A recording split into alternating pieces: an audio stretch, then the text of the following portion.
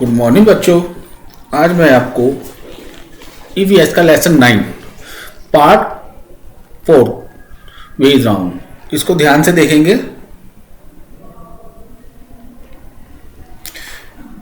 Electric appliance cord should be kept away from the sink and stove. जो electric appliance है यानी कि electric जो लाइंस है उसको हमें हमेशा सिंक और स्टोव से दूर रखना चाहिए। For reaching high service there should be a ladder and step stool with the hand rail to grasp. यानी कि अगर हमें किसी ऊंचाई पर अगर किसी चीज को छूना है या किसी चीज को उतारना है तो उसके लिए हमें लैडर यानी सीढ़ी और स्टूल का प्रयोग करना चाहिए। Hot liquid should be kept out children reach. यानी कि हॉट लिक्विड यानी कि गर्म तरल पदार्थ हमेशा बच्चों से दूर रखने चाहिए। Knife and sharp object must be kept out of the children reach.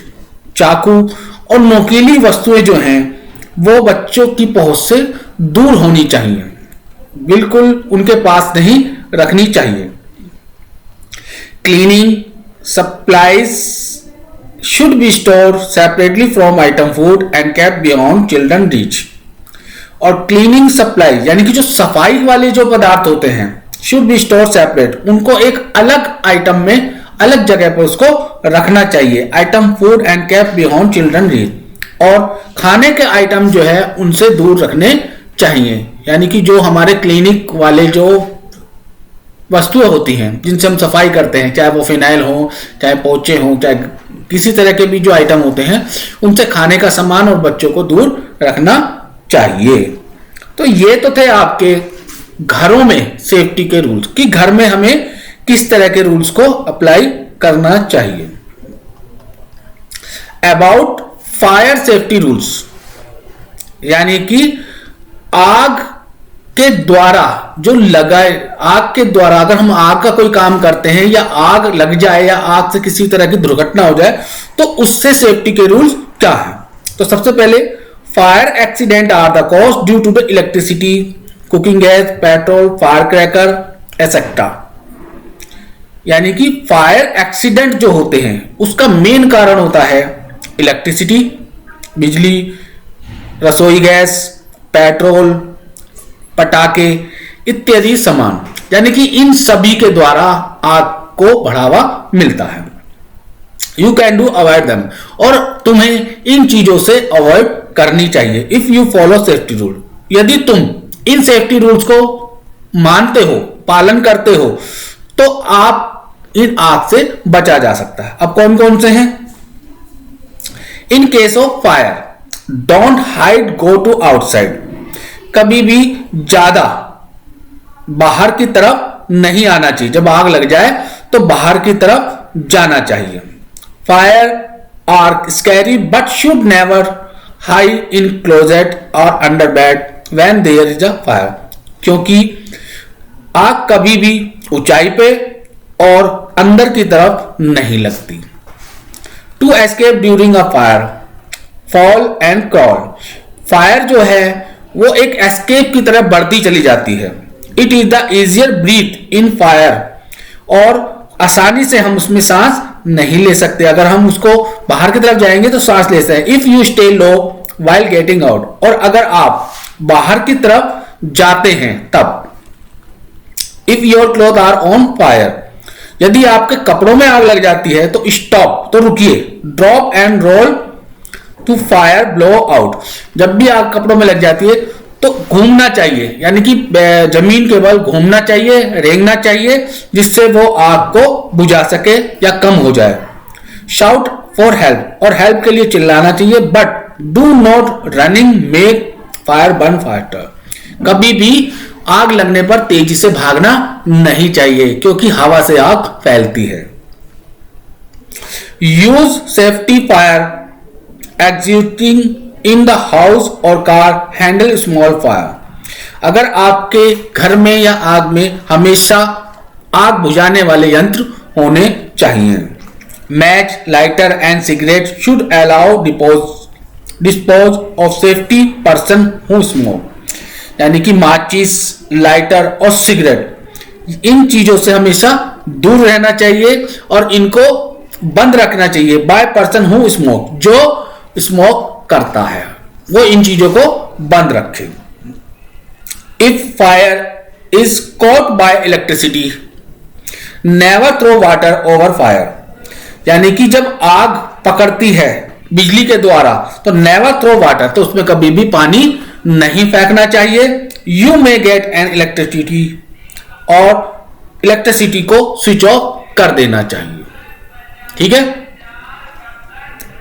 You can extinguish fire by sand if it caught by the petrol, अगर आग पेट्रोल के द्वारा लगी गई है तो उसमें मिट्टी, रेत इत्यादि को फेंकना चाहिए ताकि वहां पर आग को बुझाया जा सके, आग को ज्यादा पकड़ में नहीं आ सके।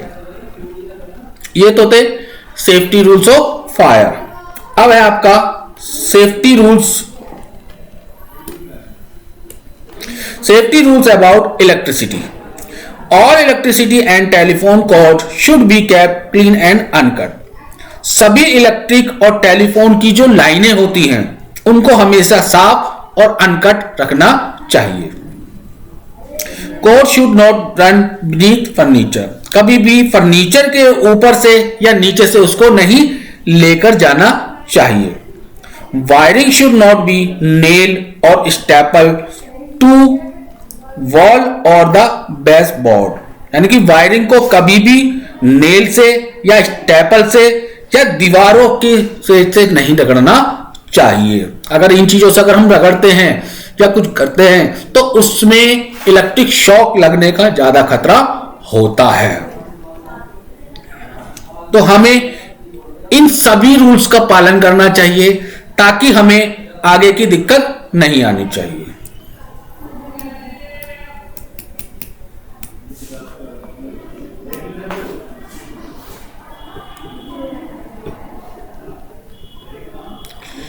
और इसी तरह हमें इन रूल का पालन करना चाहिए ताकि हमें किसी तरह की कोई परेशानी नहीं होनी चाहिए। अगर हमें किसी तरह की कोई परेशानी होती है तो हमें उसका पालन करना चाहिए। यही सेफ्टी रूल्स हमारे नियमों के अंतर्गत चलते हैं ताकि हम अपने जीवन को सुरक्षित रखते हैं। इन सेफ्टी रूल्स के अकॉर्डिंग हमें आगे बढ़ना चाहिए, क्योंकि अगर हम इन सेफ्टी रूल्स का पालन करते हैं तो हमें एक तो इलेक्ट्रिक शॉक तथा फायर के द्वारा शॉक, और घरों में अगर हमें किसी तरह की कोई दुर्घटना होती है तो हम उनसे बच सकते हैं। तो हमें इन सभी रूल्स का पालन करना है, चाहे वो इलेक्ट्रिक सेफ्टी रूल्स हो, चाहे वो फायर सेफ्टी रूल्स हो, चाहे वो हाउसेस सेफ्टी रूल्स हो। अब हाउसेस में चाहे वो किचन में हो, बाथरूम में हो या हाउसेस में किसी भी तरह के अगर सेफ्टी रूल्स को हम फॉलो करते हैं तो हमें इन तमाम दुर्घटनाओं से बचा जा सकता है। तो कहने का मतलब यह है कि इन सभी सेफ्टी रूल्स के द्वारा अगर आग लग जाती है तो अगर हमें उनके रूल्स के बारे में नहीं पता, अगर हमें उन्हें सेफ्टी के बारे में नहीं पता तो हमें बहुत बड़ी दुर्घटना का सामना करना पड़ता है। तो इन सभी दुर्घटनाओं से बचने के लिए हमें उन रूल्स का पालन करना चाहिए जो हमें बताए जाते हैं, हमें समझाए जाते हैं। अगर हम घर पे अकेले रहते हैं, बच्चे घर में अकेले रहते हैं, तो हमें किन किन सावधानियों को बरतना चाहिए, किन किन रूल्स को अपनाना चाहिए, तो उनकी जानकारी हमें होनी चाहिए। अगर आग लग जाती है तो आग लगने के बाद हमें उनसे किस तरह से बचा जाना चाहिए, तो ये सारे सेफ्टी रूल्स हमें पता होने चाहिए। आग लग जाए तो हमें ज्यादा तेज नहीं भागना चाहिए और उसमें पानी को और नहीं डालना चाहिए, क्योंकि अगर आग लग जाती है तो पानी के द्वारा उसमें किसी तरह की दुर्घटना ज्यादा हो जाती है। तो हमें इन सभी रूल्स का पालन करना चाहिए। तो यहां पर मैंने आपको चैप्टर 9 सेफ्टी रूल्स के बारे में आपको बताया है।